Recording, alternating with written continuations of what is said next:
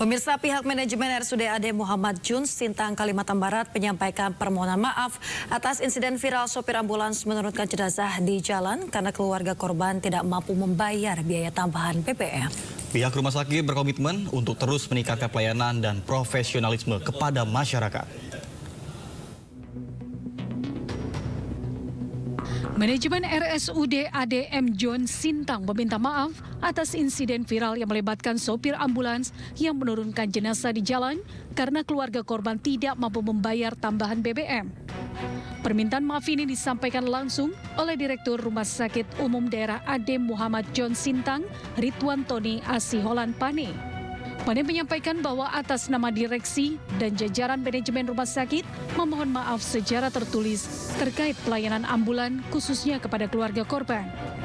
Pane menegaskan bahwa sanksi terhadap oknum tersebut akan mengikuti aturan kepegawaian yang berlaku, mengingat yang bersangkutan adalah seorang pegawai negeri sipil.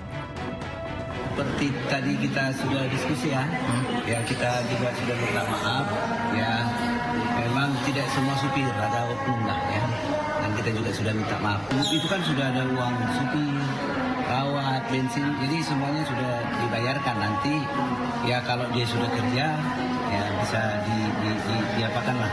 Yang bersangkutan adalah pegawai negeri, tentunya kita sesuai dengan mekanisme aturan pegawai negeri. Diketahui sebelumnya sebuah ambulans membawa jenazah seorang anak dari RSUD AD M. John menuju rumahnya di Nanga, Mau. Biaya pemulangan jenazah dari rumah sakit menuju rumah duka sudah diurus pihak rumah sakit. Namun saat dalam perjalanan tiba-tiba sang sopir meminta uang kepada keluarga pasien sebesar Rp1 juta. Keluarga pasien yang tidak memiliki uang, sopir ambulans meminta sebesar Rp500.000. Merespon permintaan tersebut, pihak keluarga mengatakan bahwa mereka tidak memiliki uang. Setelah itu sang sopir menurunkan jenazah dan pihak keluarga untuk mencari ambulans lainnya. Dari Sintang, Kalimantan Barat, Trianto, Tim Liputan iNews melaporkan. Pemirsa, seorang warga negara asing asal Afghanistan yang juga tercatat sebagai pencari suaka diamuk massa di Batam, Kepulauan Riau. WNA ini jadi bulan-bulanan warga karena diduga mencabuli seorang remaja di bawah umur. Itu anak saya. Itu anak saya ini. Itu anak.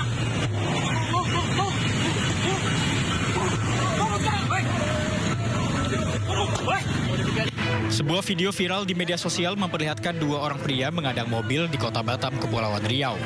Diketahui ada seorang remaja perempuan di bawah umur berinisial DV yang juga berada di dalam mobil.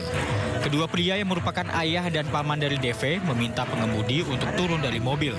Namun pengemudi malah tancap gas hingga menabrak sepeda motor dan dua orang warga.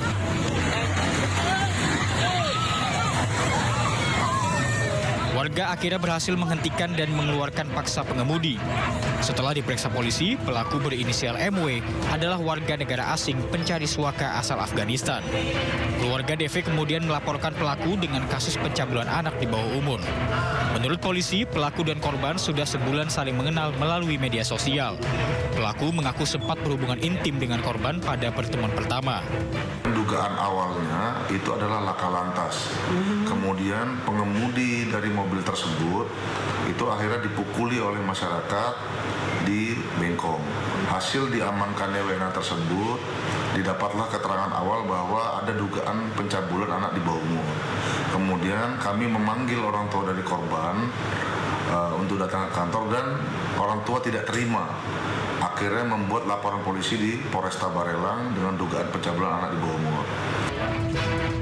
Kini MW ditahan di Mapolresta Barelang untuk pemeriksaan lebih lanjut. Polisi juga akan berkoordinasi dengan lembaga UNHCR terkait status MW sebagai pencari suaka. Dari Batam, Kepulauan Riau, Gusti Yenosa, iNews melaporkan. Pemirsa, keluarga wartawan Tribrata TV Sempurna Pasaribu meminta kasus pembakaran rumah yang menewaskan 4 orang sebagai pembunuhan berencana. Keluarga korban juga melaporkan dugaan keterlibatan oknum aparat yang disebut sempat mengancam korban.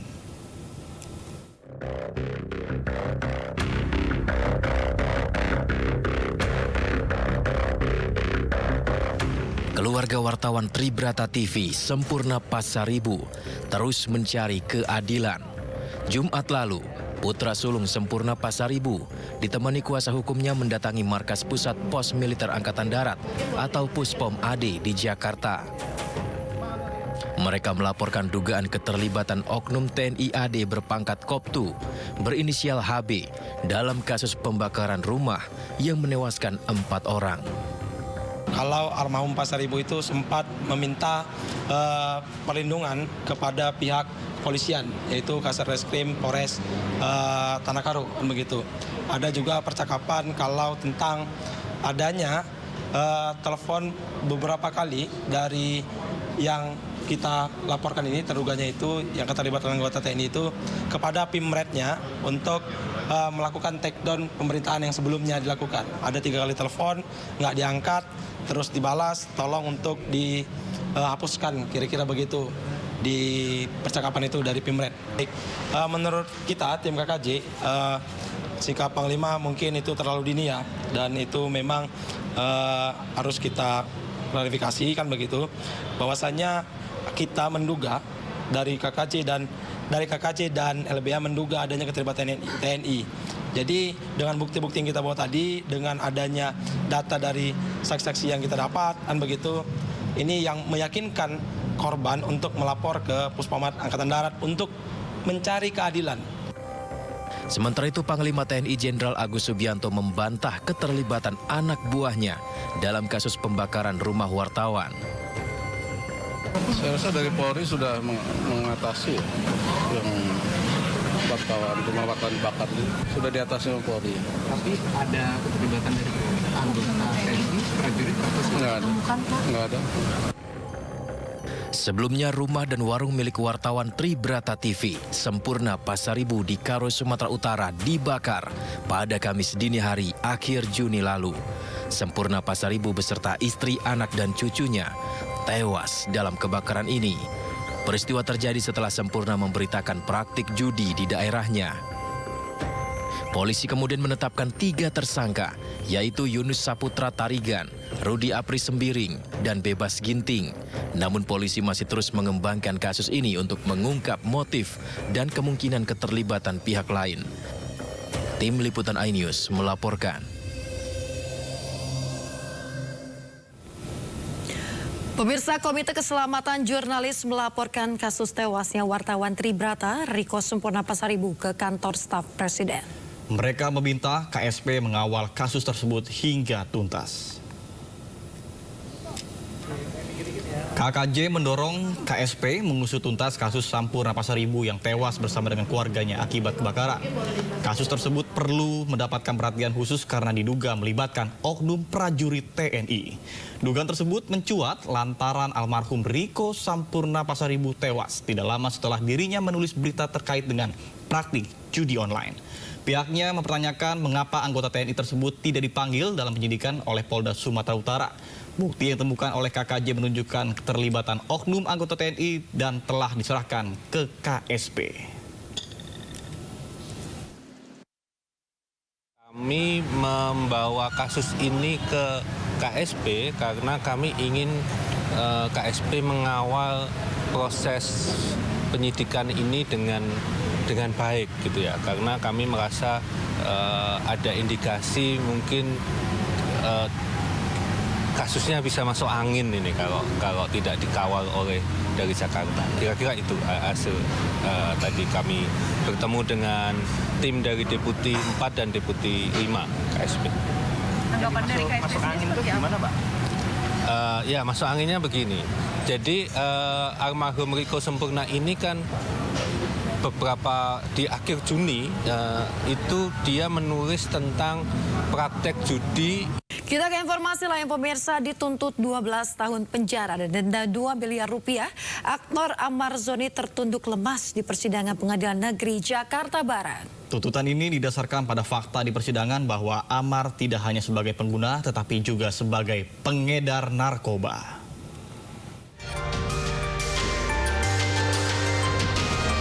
Aktor sekaligus terdakwa kasus penyalahgunaan narkotika Amar Zoni dituntut 12 tahun penjara dan denda 2 miliar rupiah oleh jaksa penuntut umum dalam sidang yang digelar di Pengadilan Negeri Jakarta Barat. Tuntutan ini jauh lebih berat dibandingkan dengan terdakwa Akri yang merupakan pemasok narkoba terhadap Amar Zoni yang hanya 10 tahun penjara. Jaksa menilai Amar tidak kooperatif selama persidangan. Selain itu, Amar juga tidak mengakui dirinya telah memberikan modal 50 juta rupiah kepada terdakwa Akri untuk pembelian sabu yang dijual kembali. Fakta persidangan juga menyebut Amar menerima sejumlah uang hasil penjualan sabu dari Akri dalam bukti percakapan. Pertama kita terkejut deh. Barang buktinya kan cuma 2,5 gram sabu, 0,5 ganja. Nah, tuntutannya seperti bandar besar. Jadi ada suatu keanehan. Pertimbangannya yang pertama, dia kan sebagai pemberi modal dalam bisnis jual beli narkotika antara Muhammad Amar Akbar alias Amar Zoni dengan saksi Akri Hohakai. Kami ulangi, Akri Hohakai. Dia sebagai pemberi modal di situ. Jadi terhadap Amar Zoni ini termasuk kategori pecandu yang juga terlibat dalam peredaran gelap narkotika. Sebelumnya Amar Zoni ditangkap polisi pada Desember 2023 dengan barang bukti ganja, sabu, dan obat keras jenis Seksimer. Ini ketiga kalinya Amar berurusan dengan polisi gara-gara narkotika. Sidang akan dilanjutkan pada pekan depan dengan agenda pembacaan pledoi. Dari Jakarta, Miftahul Gani, iNews melaporkan. Pemirsa, suami Bunga Citra Lestari, Tiko Arya Wardana, berlari menghindari wartawan usai menjalani pemeriksaan dalam kasus dugaan penggelapan dana yang dilaporkan oleh mantan istrinya. Dalam pemeriksaan yang berlangsung selama 7 jam, Tiko membawa sejumlah bukti terkait dengan penggunaan uang perusahaan yang diminta oleh penyidik.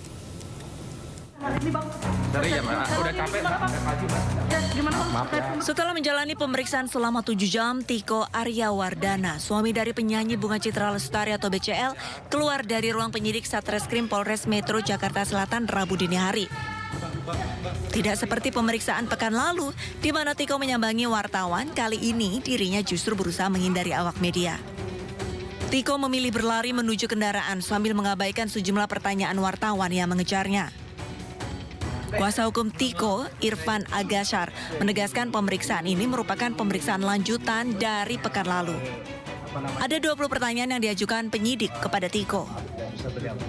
Total karena ini BAP lanjutan dari kemarin ada sekitar tambahan 18 atau 20 pertanyaan. Tapi 18-20 pertanyaan itu kan rangkaiannya panjang ya, karena itu sifatnya item per item. Kami merasa tuduhan 6,9 miliar itu tidak berdasar dan beralasan. Oleh sebab itu, hari ini dan minggu lalu kita sudah buktikan satu persatu oleh Mas Tiko, oleh tim pengacara juga bahu-membahu untuk membuktikan bahwa sebenarnya bukan penggelapan, tetapi nilai transaksi pembukuan yang belum final. Dalam pemeriksaan kali ini, penyidik Polres Metro Jakarta Selatan mendalami seputar penggunaan uang perusahaan oleh Tiko Arya Wardana. Sementara itu, pihak Tiko sendiri tetap membuka peluang untuk bermediasi dengan pihak pelapor. Dari Jakarta, Denel Misa Jangbati, iNews melaporkan. Aksi demo buruh tolak Undang-Undang Cipta Kerja digelar di kawasan Patung Kuda, Jakarta. Buruh menuntut agar Mahkamah Konstitusi mencabut 7 poin yang digugat buruh dalam Omnibus Law. Ini tepat di depan mobil komando, pada nanti kita akan melakukan Sejumlah buruh menggelar aksi unjuk rasa di kawasan Patung Arjuna Wiwaha atau Patung Kuda, Jakarta. Masa menuntut sejumlah poin, antara lain menolak outsourcing seumur hidup, menolak upah murah, dan menolak kontrak seumur hidup. Presiden Konfederasi Serikat Pekerja Indonesia KSPI Said Iqbal mendesak Mahkamah Konstitusi mencabut Undang-Undang Cipta Kerja.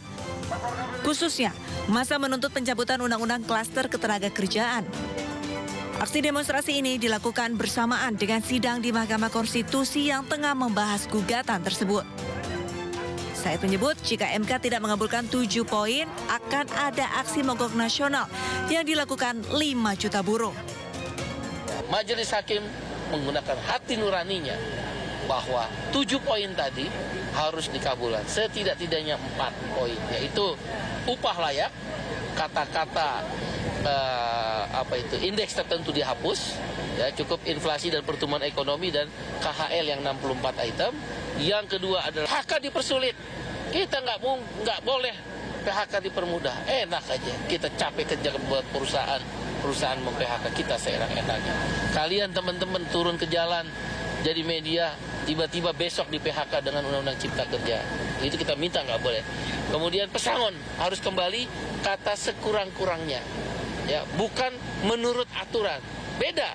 Kalau sekurang-kurangnya bisa 2 kali, bisa 3 kali aturan, bisa 4 kali aturan. Ya. Kemudian yang kita juga stress point adalah upah, PHK, pesangon, outsourcing. Ya, hapus itu outsourcing. Nggak ada outsourcing. Sementara imbas dari aksi unjuk rasa, terjadi kepadatan arus lalu lintas di sekitar lokasi. Pihak kepolisian pun sempat menutup ruas jalan Merdeka Barat. Dari Jakarta, Yasmin Atania, Wildan Aulia Pratama, iNews melaporkan. Pemirsa, 51 calon siswa baru jalur prestasi rapor dari SMPN 19 Depok dianulir dari PPDB SMA Negeri setelah terbukti melakukan markup nilai rapor. Sebanyak 51 calon siswa tersebar di 8 SMA Negeri, terbanyak merupakan calon siswa di SMA Negeri 1 Depok.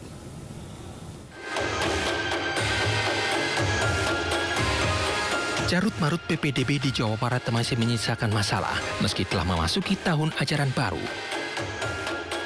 Sebanyak 51 siswa lulusan SMP Negeri 19 Kota Depok dibatalkan dari PPDB jalur prestasi rapor dari 8 SMA Negeri. Dari 51 siswa yang dianulir, 21 diantaranya merupakan siswa baru SMA Negeri 1 Depok, 5 siswa SMA Negeri 3 Depok, dan sisanya tersebar di SMA 2, SMA 4, SMA 5, SMA 6, SMA 12, dan SMA 14. Keputusan pembatalan 51 calon siswa baru itu diambil oleh Dinas Pendidikan Jawa Barat dan Kemendikbudristek setelah menemukan kecurangan markup nilai rapor oleh guru SMP Negeri 19. Praktik cuci rapor itu diketahui Disdik Jabar atas temuan Ombudsman RI terkait anomali data rapor calon siswa dari SMP Negeri 19, yaitu nilai di buku rapor yang ternyata di markup 20% dari nilai asli di e-rapor Kemendikbudristek. Kepala SMP Negeri 19 Depok Nenden Evalin Agustina pun mengakui praktik kotor pengelembungan nilai rapor itu dilakukan oleh guru di sekolah yang ia pimpin. Pihak SMP Negeri 19 pun siap menerima sanksi atas kecurangan tersebut. Sudah sampai kepada Irjen kemarin sedang berproses dan masih berproses juga. Orang tua kami Dinas Pendidikan juga sudah tahu. Dan kami memang salah gitu dan siap dengan konsekuensinya. Sementara itu terkait 51 bangku kosong di 8 SMA negeri pasca keputusan anulir, nantinya diperuntukkan bagi siswa lain yang ada di sistem PPDB jalur prestasi rapor sesuai urutan nilai. Namun kejanggalan kembali terjadi lantaran pihak SMA Negeri 1 Kota Depok menyebut bangku kosong akan diperuntukkan bagi siswa yang belum mendapatkan sekolah. Padahal kuota yang kosong jelas-jelas merupakan kursi untuk jalur prestasi rapor. Kami hanya mengundang siswa-siswi yang tidak daftar pulang ke sekolah negeri maupun swasta. Itu memang baku aturannya Pak dari Disdik Jabar ya Pak? Untuk sampai saat ini yang saya dapatkan seperti itu. Oh, berupa edaran atau seperti apa? Itu dia kepala sekolah. Sebentar Mas ya. Sementara itu terkait nasib 51 siswa yang dianulir dari PPDB SMA Negeri, kini masuk dalam penanganan Dinas Pendidikan Kota Depok. Apakah nantinya akan dimasukkan ke sekolah swasta terdekat sesuai domisili tempat tinggal? Dari Depok, Jawa Barat, Iyung Rizky, iNews melaporkan. Pemirsa, beredar surat edaran siswa baru di SMA Negeri 6 Denpasar yang dikenakan pungutan sebesar 1,5 juta rupiah untuk pengadaan air conditioner atau AC. Setelah viral dan jadi polemik, pihak sekolah akhirnya membatalkan rencana tersebut setelah melakukan rapat komite lanjutan.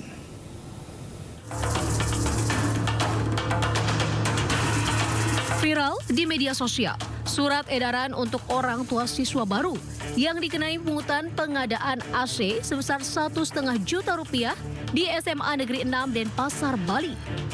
Orang tua siswa sempat menolak lantaran seharusnya sekolah negeri tidak diperbolehkan menarik biaya apapun. Penarikan ini pun menuai pro dan kontra. Pihak sekolah SMA Negeri 6 Denpasar, Suwendi, menjelaskan rencana pengadaan AC telah disepakati dalam rapat komite orang tua siswa baru. 179 orang tua siswa yang hadir dalam 282 yang diundang telah menyetujui rencana pengadaan AC untuk 22 ruangan dari total 28 ruangan yang ada.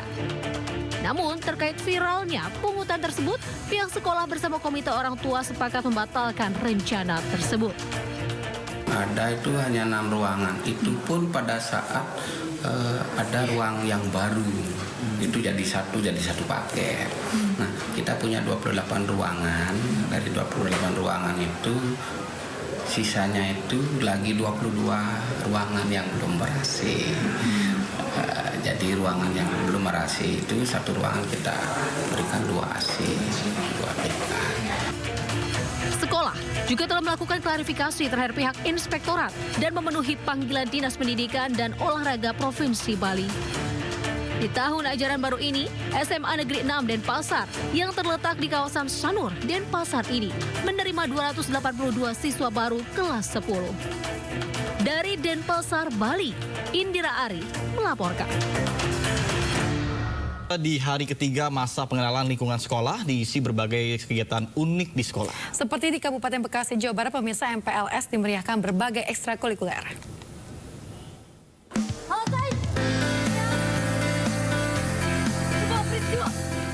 Seleksi penerimaan peserta didik baru telah usai. Siswa kini menjalani masa pengenalan lingkungan sekolah, salah satunya di SMA Negeri 1 Babelan, Kabupaten Bekasi, Jawa Barat.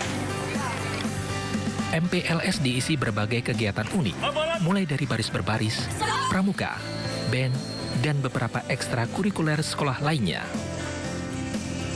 Yang saya siapkan ada lumayan banyak dari berbagai alat tulis, buku, tempat minum, dan tempat makan, dan lain-lain. Saat ini SMA Negeri 1 Babelan, Kabupaten Bekasi menerima 430 siswa baru dari 12 kelas. Melalui MPLS diharapkan siswa dapat memiliki karakter yang baik. Sekolah, lingkungan sekolah, dan kegiatan-kegiatan yang ada di sekolah kepada siswa baru berupa baik pengenalan sekolahnya, guru-gurunya, maupun kegiatan yang ada di dalamnya. Jadi anak-anak dibuat bahagia, senang dengan sekolah yang baru. MPLS tak hanya bertujuan untuk mengenali potensi, namun juga membantu siswa baru untuk beradaptasi dengan lingkungan sekolah. Dari Kabupaten Bekasi, Jawa Barat, Ahmad Jauhari Lutfi, iNews melaporkan. Pemirsa, kita ke informasi berikutnya. Sejumlah pengendara roda 2 nekat melawan arah demi menghindari operasi Patuh Jaya 2024 yang digelar petugas kepolisian lalu lintas di kawasan Senen, Jakarta Pusat. Meskipun sejumlah pengendara berhasil lolos, namun tidak sedikit juga pelanggar yang terjaring razia tersebut.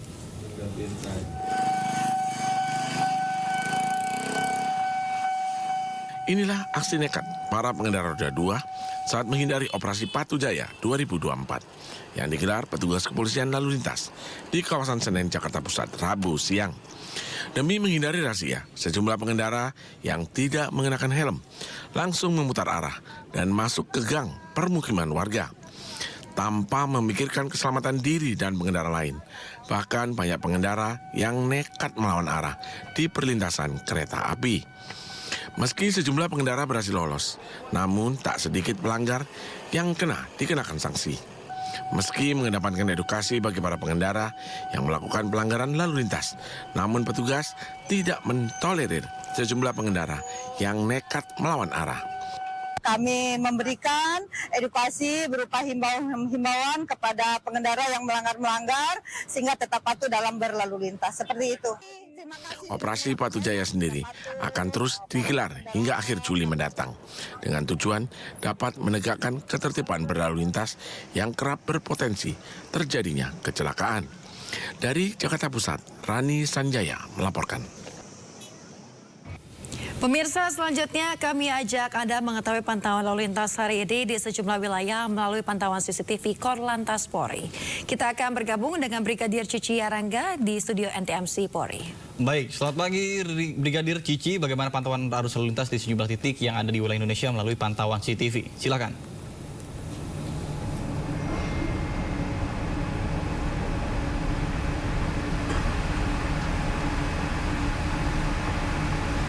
Cici?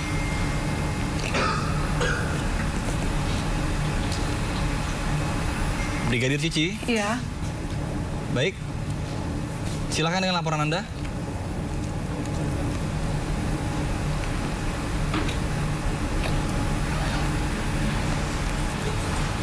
Begitu Cici. Ya, baik. Brigadir Terima Cici. kasih Nata juga Yasmin. Menemani aktivitas Anda pada pagi hari ini, saya akan mengajak pemirsa melihat dan memantau secara langsung bagaimana perkembangan arus lalu lintas melalui pantauan CCTV Korlantas Polri. Dan pemirsa, untuk kawasan yang pertama, kita akan lihat bersama bagaimana perkembangan arus lalu lintas di sepanjang Jembatan Layang Mampang, Jakarta Selatan.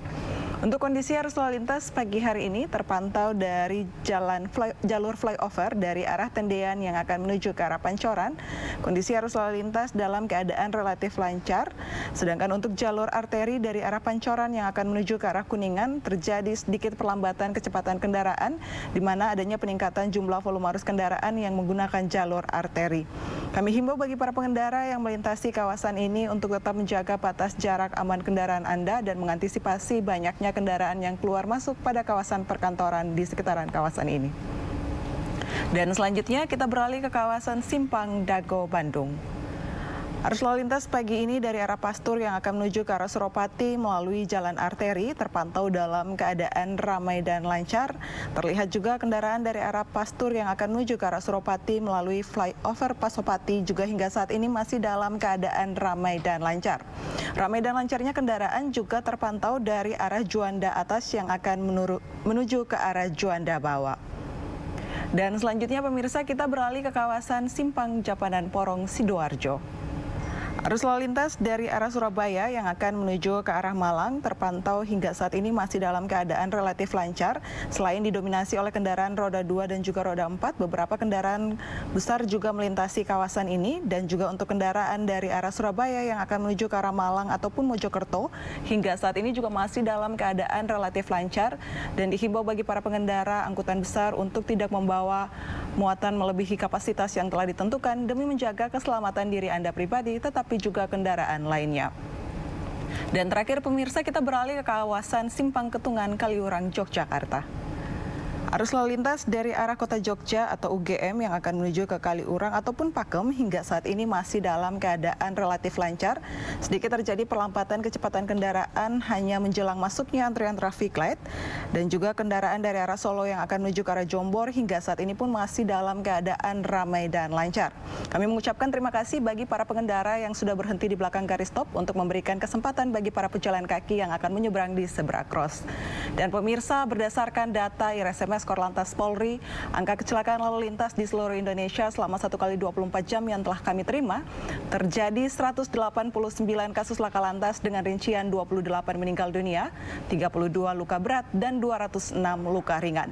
Dari 189 kasus laka lantas tersebut, 70,7% didominasi oleh kendaraan roda 2. Untuk itu dihimbau bagi para pengendara sepeda motor, baik penumpang maupun pengemudi, agar menggunakan helm.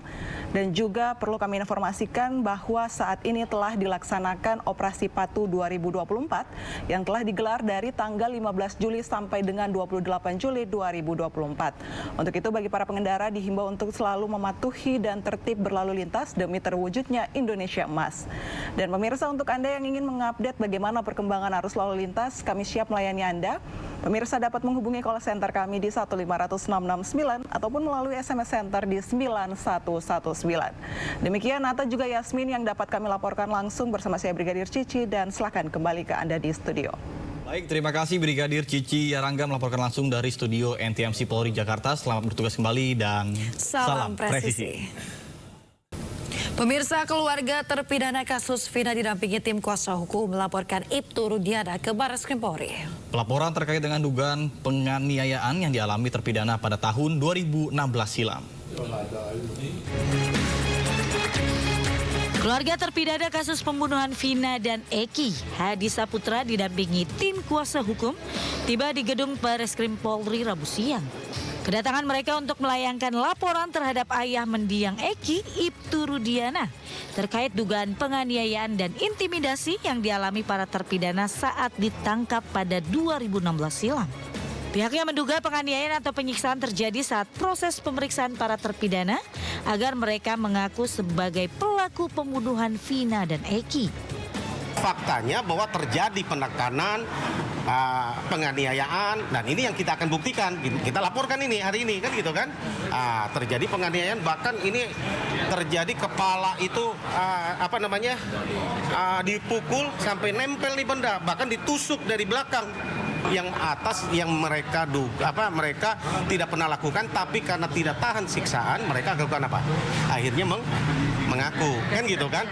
Kenapa kami laporkan? Karena kami yakini para klien kami kan tidak bersalah. Ini supaya menjadi novum. Kira-kira jalan ceritanya begitu.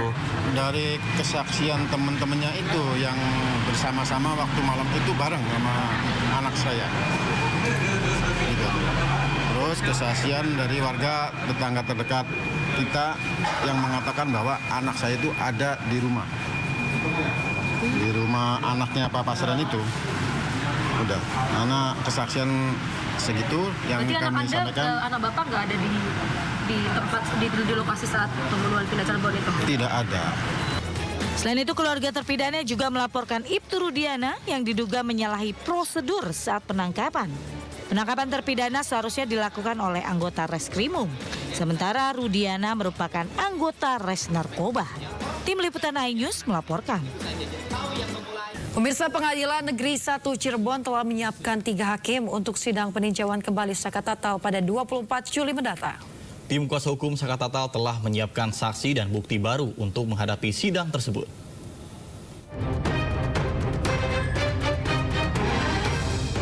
Pengadilan Negeri 1 Kota Cirebon, Jawa Barat menyiapkan 3 hakim untuk sidang peninjauan kembali Saka Tatal. 3 hakim tersebut yakni Rizka Yunia yang bertugas sebagai hakim ketua.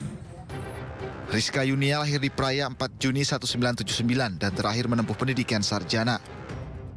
Sebelum menjabat sebagai hakim Pengadilan Negeri Cirebon, Rizka juga pernah menjadi hakim Pengadilan Negeri Selawi. Hakim berikutnya adalah Galuh Rahma Esti. Galuh lahir di Surabaya 17 Juni 1980 dan menempuh pendidikan terakhir pasca sarjana. Galuh kini menjabat sebagai hakim Pengadilan Negeri Cirebon. Selain itu, Galuh juga pernah menjadi hakim di Pengadilan Negeri Brebes. Hakim ketiga adalah Justisia Permatasari. Justisia lahir di Jakarta 25 April 1980 dan menempuh pendidikan terakhir sarjana. Sebelum menjadi hakim Pengadilan Negeri Cirebon, Justisia pernah menjadi hakim di Pengadilan Negeri Salatiga. Selain 3 hakim, PN1 Kota Cirebon juga menyiapkan 1 jaksa, Asep Sunarsa. Sidang peninjauan kembali Saka Tatal akan digelar pada 24 Juli mendatang. Pengacara Saka Tatal mengaku telah menyiapkan saksi dan sejumlah bukti baru atau novum. Tim Liputan iNews melaporkan. Pimpinan Pondok Pesantren Al Zaitun Panji Gumilang akhirnya menghirup udara bebas. Dirinya selesai menjalani masa hukuman 1 tahun penjara di lapas kelas 2B Indramayu atas kasus penodaan agama.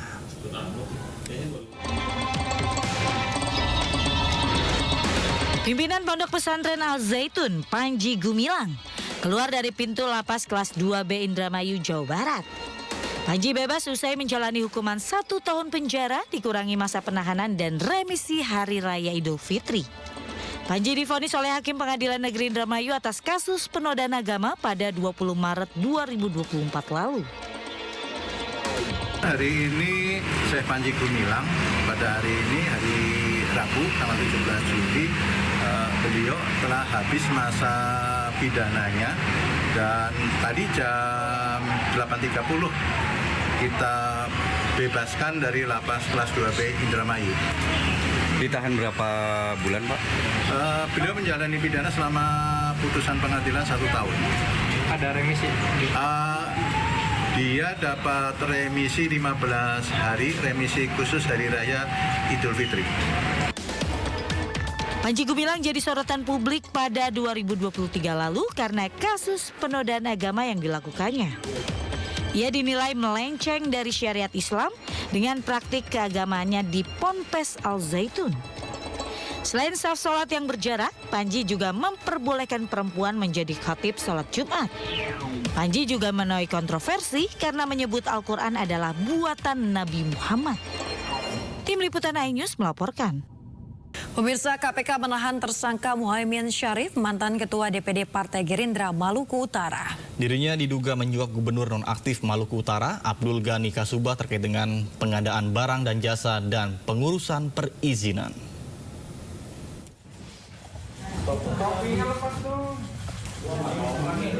Komisi Pemberantasan Korupsi atau KPK menangkap Muhaimin Syarif, mantan Ketua DPD Partai Gerindra Maluku Utara, terkait kasus korupsi yang menjerat Gubernur Maluku Utara periode 2019-2024 Abdul Ghani Kasuba. Muhaimin Syarif ditahan setelah diperiksa pada Selasa malam. KPK menahan Muhaimin untuk 20 hari ke depan di Rutan Salemba Cabang KPK hingga 5 Agustus mendatang. Penangkapan Muhaimin dilakukan setelah permohonan pra-peradilan yang diajukannya ditolak oleh Pengadilan Negeri Jakarta Selatan pada Selasa sore. Muhaimin diduga sebagai pemberi suap terkait pengadaan barang dan jasa kepada Abdul Ghani Kasuba. Ia diduga telah memberikan uang sebesar 7 miliar rupiah kepada kepala daerah tersebut. Total ada 4 proyek yang diterima Muhaimin hasil dari suap tersebut. Tanggal 16 Juli 2024 kemarin ya malam, sekitar pukul 19.30 telah dilakukan penangkapan terhadap tersangka MS alias Ucu, di mana tersangka MS alias Ucu diduga telah melakukan tindak pidana korupsi, memberi atau menjanjikan sesuatu kepada AGK selaku Gubernur Maluku Utara periode 2019-2024 terkait dengan pengadaan barang dan jasa dan pengurusan perizinan di lingkungan pemerintah Provinsi Maluku Utara yang diduga dilakukan oleh tersangka MS alias Ucu. Sebelumnya, Muhaimin Syarif telah ditetapkan sebagai tersangka pemberi suap oleh KPK terkait pengembangan kasus suap dan gratifikasi yang menjerat Abdul Ghani Kasuba. Muhaimin sendiri sudah 2 kali diperiksa KPK, yakni pada Januari dan Februari lalu.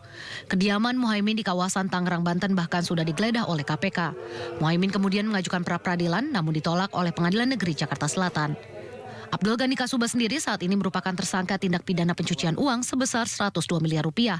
Sementara perkara dugaan suap dan gratifikasi masih berproses di Pengadilan Tindak Pidana Korupsi Ternate. Pemirsa, KPK menertibkan surat larangan berpergian ke luar negeri terkait proses penyidikan dugaan tindak pidana korupsi di lingkungan pemerintah Kota Semarang. Larangan meliputi 4 orang, terdiri dari 2 orang penyelenggara negara dan 2 orang dari pihak swasta. Tim penyidik KPK telah melakukan penggeledahan di Kompleks Balai Kota Semarang Rabu kemarin. Dalam penggeledahan, KPK mengamankan 2 koper dari sejumlah ruangan di Kompleks Balai Kota Semarang. KPK tengah menyelidiki kasus dugaan korupsi pengadaan barang dan jasa di lingkungan pemerintah Kota Semarang, dugaan pemerasan terhadap pegawai negeri Kota Semarang, serta dugaan penerimaan gratifikasi. Meski tidak menyebut inisial dan nama, diduga kuat kasus ini melibatkan Wali Kota Semarang, Heve Arita Gunaryanti Rahayu, dan suaminya Alwin Basri. Dugaan tindak pidana korupsi atas pengadaan barang atau jasa di lingkungan pemerintah Kota Semarang tahun 2023 sampai dengan 2024. Dugaan pemerasan terhadap pegawai negeri atas insentif pemungutan pajak dan retribusi daerah Kota Semarang, serta dugaan penerimaan gratifikasi tahun 2023 sampai dengan 2024. KPK menyebut pencekalan ke luar negeri berlaku selama 6 bulan terhitung mulai tanggal 13 Juli lalu. Proses penyidikan masih berlangsung dan KPK akan mengumumkan secara resmi setelah memiliki alat bukti cukup. Dari Jakarta, Nisa Sahib, Muhammad Firmansyah, iNews melaporkan. Ke berita dari mancanegara, Presiden Joko Widodo mengunjungi Masjid Joko Widodo di Abu Dhabi, Uni Emirat Arab.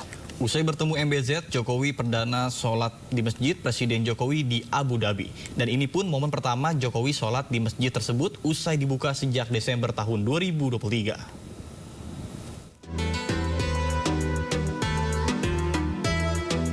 Presiden Joko Widodo menyempatkan diri sholat di Masjid Presiden Jokowi, Abu Dhabi, Uni Emirat Arab saat kunjungannya ke Abu Dhabi, Uni Emirat Arab.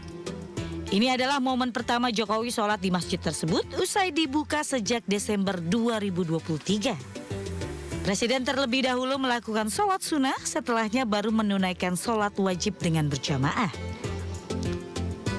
Di Abu Dhabi, Presiden Joko Widodo bertemu Presiden Uni Emirat Arab, Sheikh Mohammed bin Zayed Al Nahyan, di Istana Kepresidenan Qasr Al Watan. Tiba di depan istana, Jokowi langsung disambut Presiden Uni Emirat Arab tersebut. Keduanya kemudian bersalaman dan berjalan bersampingan memasuki istana. Keduanya kemudian melakukan pertemuan bilateral terkait kerjasama antar kedua negara. Tim Liputan iNews melaporkan.